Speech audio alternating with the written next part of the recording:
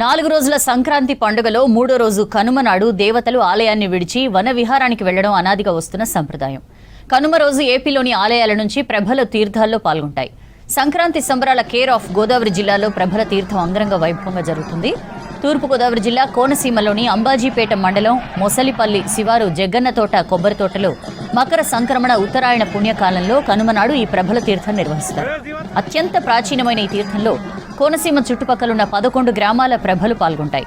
సంక్రాంతికి 10 రోజుల ముందు నుంచి ప్రభల తయారీ మొదలు పెడతారు. రంగురంగుల వస్త్రాలు, పూలతో ప్రభలను అలంకరిస్తారు. గంగలకుర్రు, వ్యాఘ్రేశ్వరం, ఇరుసుమండ, వక్కలంక, ముక్కామల, పెదపూడి మొదలగు అగ్రహారాల నుంచి ప్రభలపై చెన్నమల్లేశ్వర స్వామి, కాశీ విశ్వేశ్వర స్వామి, వీరేశ్వర స్వామి విగ్రహాలను అలంకరించి జగ్గన్న తోట ఊరేగింపుగా తీసుకొస్తారు.